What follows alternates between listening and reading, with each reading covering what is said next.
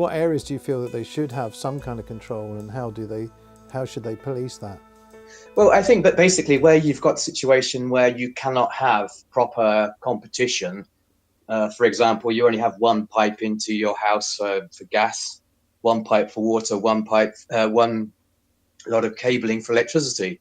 And I mean, the problem we got today is I think too much money gets pumped back to shareholders rather than sorting out the issues and revamping the infrastructure. And certainly for things like public transport, personally, I don't believe you can have a proper integrated transport system without it being under the control of the state. But that doesn't mean to say this, going back to the 70s where money was wasted. I mean, if you had proper business people running a state-controlled company, then you invest the profit back into, for example, rural areas where it doesn't pay for itself currently. So hence the lack of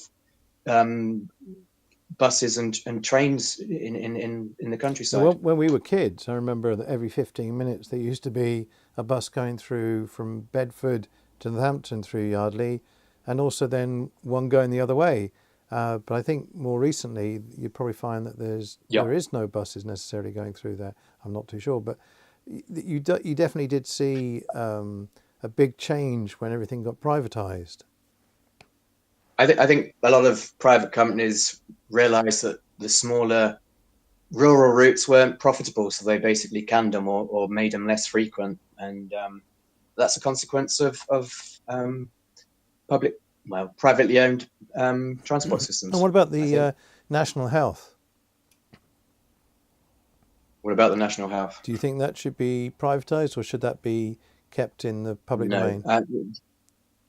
Well, I support the Lib Dem policy of bringing in a penny on income tax to actually raise extra funds for the NHS. I think it should stay under the state control.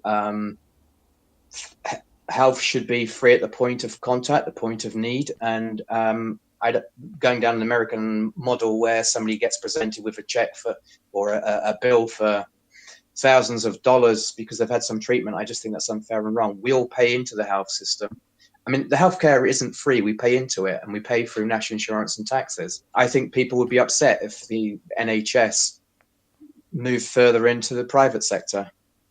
And how has that privatisation of certain parts of the National Health Service, how has that affected it? Well, I mean, when we were kids, if you remember, prescription was free. Now you pay something about £8.90 or something for a prescription. Except for in Northern Ireland. I think except Northern Ireland, yeah. Yeah. Not at the moment. No. But I mean, yeah.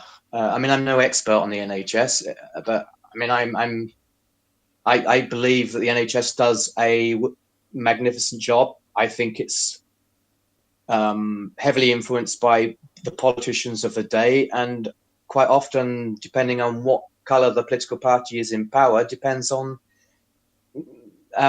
what happens to the NHS in terms of they play games. Yeah. And I think basically we should be looking at long-term policies where funding and everything else is decided, and the NHS gets the investment it actually needs. So 10 years of austerity, I don't think it's done any favours to local authorities or the NHS. And education has been affected by the changes as well. Students are now having to pay more for their fees, which can actually cripple them before, once they leave a university or a college. They suddenly find themselves potentially with about £45,000 worth of debt. I mean, what's frightening about English students compared to Northern Irish students is that they're paying about nearly 3 times the amount of money that a Northern Irish student would be for exactly the same type of course. And yet, if you've got 2 people then want to become partners or get married or whatever, that becomes 90, which means they've got a massive amount of debt before they can even start saving up for homes. Yeah, I mean, I understand also. I mean, it may have been a fairer system in many ways to what we had in the past, but I mean, if you're burdened with 30, 40, 50,000 pounds worth of debt, it's not going to help. But I understand that if it's not all paid off after about 30 years, it gets wiped clean. But to my mind, that means that the loan company's not going to get all the money back No, anyway. and I think a few years ago there was a kind of worry about the tipping point, because unfortunately a lot of Yeah. students go into this idea that, well, if I don't earn enough money over a certain time, I won't. But that means that they're actually then planning potentially for not being able to generate much income for themselves. But actually, one of the reality is I they do mean, start to earn almost as soon as they get out of college, but the debt that they have can even burden them with trying to find rent. yeah, and because there's so many people out there now with qualifications, that it's not like it was several years back where you had a higher salary when you came out of university. So people are going through university and getting not much better salaries than somebody that didn't go through it. So Well, I mean, that doesn't mean to say I don't think people should go to university, because I think university provides a good learning curve for everyone to go through, yeah. not just about the subject matters, but the way of thinking, which I think is Well, positive. I think it's important. The critical thinking is important for students to get into, to be able to make the comparisons that you did when you were a youngster, as you talked about earlier on, through reading different sources. You started to have critical thinking, which I think is really important. So education is something that's kind of important. What about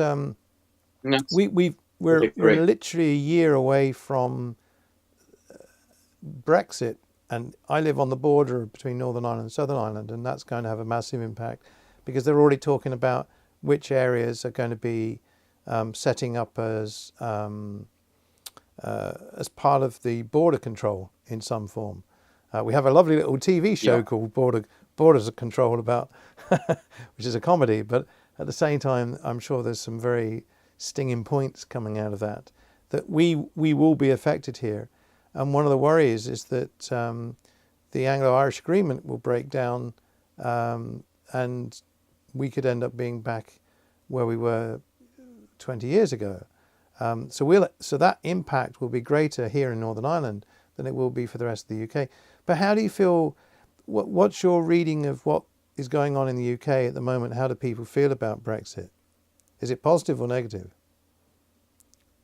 I think there's a combination of attitudes and opinions. I mean, I'm involved with a local pro-EU group because obviously I think it's a mistake leaving the European Union. I mean, we can have discussions about whether it was the will of the people or not, but at the end of the day, it seems to me the government can't make up their minds as to what they're going to go with. Time is running out. Decisions need to be made, and I don't think the government's any further forward than they were 12, 18 months ago. If you're a business, the option to if you're a business at this point, and that we are going out, let's say, how should that business start to adapt to what the potential is of what will happen afterwards? What would the landscape be like for small companies trying to survive once we leave Europe? I think there's a whole combination of issues. I don't think anyone can totally predict what's going to happen post Brexit, but we can have a good idea from all the analysis that's gone on and from what the experts have said in terms of, for example, the day after we leave and there's unless there's no agreements in place, you're going to have queues of lorries going in and out of the country, and you know, stocks, just in time manufacturing is going to be affected. Shops will be affected. I mean, the amount of food that we import, the length of time it takes for the shops to run out of food is a very short period of time. And unless we have free access of goods and services to the UK, we're going to find a lot of people in situations where they can't get food like they used to in the past.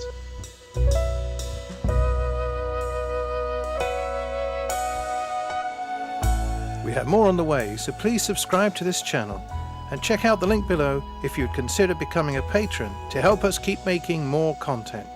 Thanks for watching.